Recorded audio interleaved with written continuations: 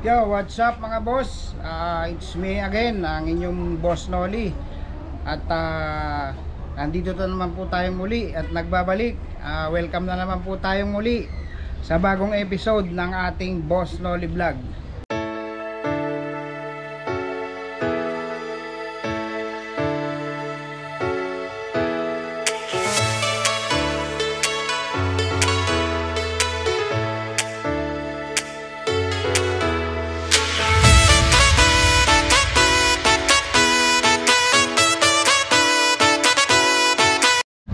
So isang mapagpalang araw na naman pong muli sa inyong lahat mga boss.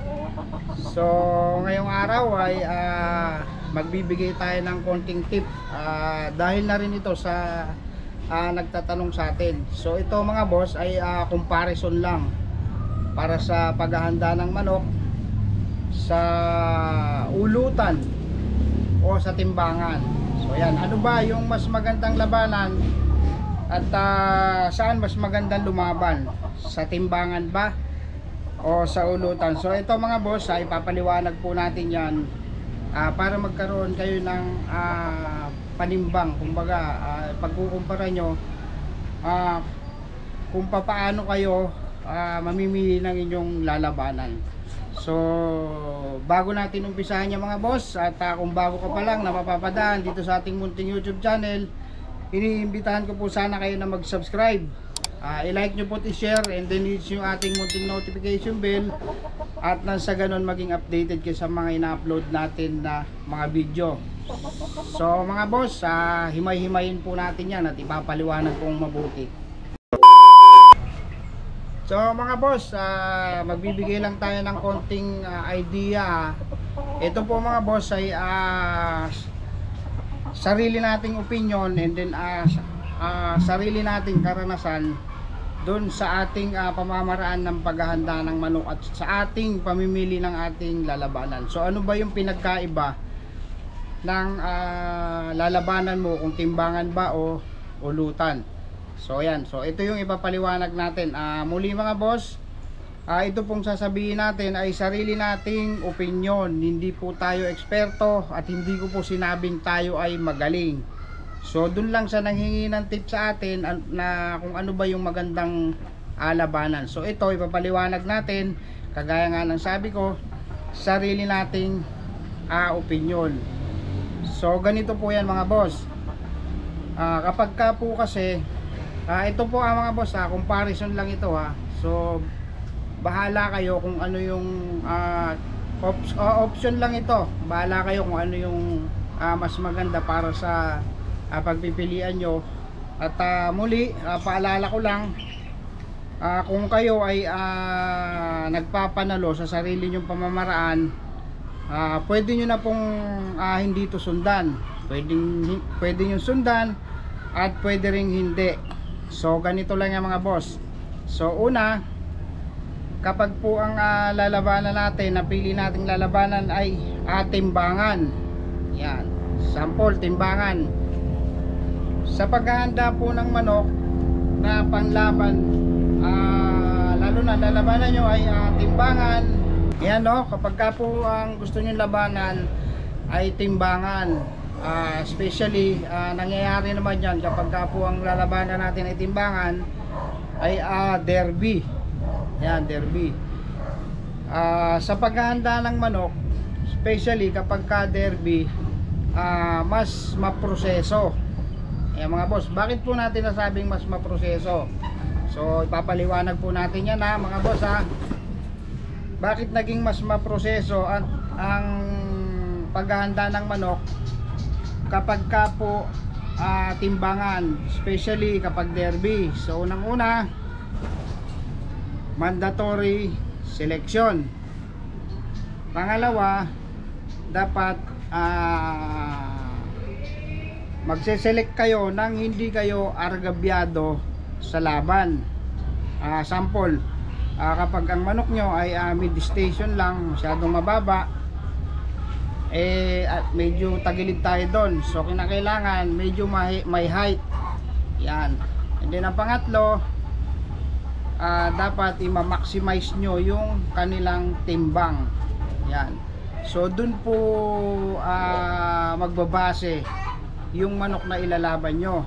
Kapag ka po kinakailangan yung timbang nila ay ma-maximize nyo, dahil sa timbangan mga boss, hindi po pwede kayo ang masusunod na gusto nyong hipo nila. Hindi po pwede na masusunod yung gusto nyong bigat timbang nila. So dapat magbabase yan doon sa appearance ng manok, sa sukat niya, and then sa timbang niya, and then kung saan siya magninik na timbang niya, doon siya mamamalo. So ganun po kabusisi yan yung paghahanda ng derby. And then kailangan din i-maximize mo yung kanilang patuka. Yan, kinakailangan may limit yan. Hindi po pwedeng basta bigay ka ng bigay. I-maximize mo yung kanilang supplement, i-maximize mo yung kanilang mga exercise, kanilang mga workout. So yun po yung kadami yung kinakailangan na isaalang-alang nyo kapag ka po ang lalabanan nyo ay timbangan. Hindi po basta-basta tayo po pwedeng bumabase sa hipo lang. At then yung timbang ng manok, yan yung pinaka-importante sa lahat, dahil pagdating ng pointing at dun kayo bumagsak, so ibig sabihin from day 1 up to day of the fight, masisira lahat ng inyong mga pinagpaguran. So sa timba ay sa ulutan naman tayo mga boss. So ito yung paglalaban kasi ng manok na basic lang. So most especially dun sa mga fighter talaga yan, kasi karamihan dun sa mga kasabong natin na naglalaban, basta nasilip yung manok at nakakalamang, nakakamanok sila, fight lang ng fight kahit na maliit sila sa laban. So ganito lang yung tip ko dyan mga boss, sa paghahanda naman ng pangulutan. So kapag kayo maghahanda ng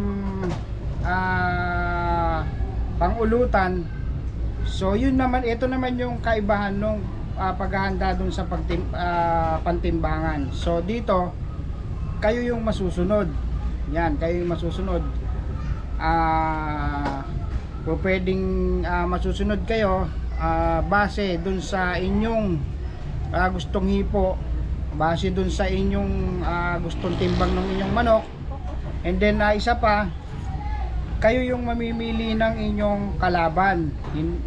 Unlike dun sa derby, hindi kayo po pwedeng mamili ng inyong kalaban, dahil sa derby pagdating sa gradas, saka mo lang makikita yung iyong kalaban. So wala tayong idea kung ano itsura ng kalaban natin, wala tayong idea kung gaano kalaki yung kalaban natin. So nagmamatch lang yan dun sa kanilang timbang. And then isa pa, ang kagandahan kasi sa timbangan, kapag po kayo lumaban, hindi kayo malalaban ng alanganin, hindi kayo malalaban ng pilipit sa laban, dahil ang pinagmamatch po niyan ay yung timbang. Maliban na lang kung ang manok nyo mababa at mabigat yung timbang. Lesson learned kasi sa akin yan nung nakaraang Battle of TikTokers. So medyo mababa yung manok, and then medyo mabigat yung timbang, so napalaban tayo sa mataas.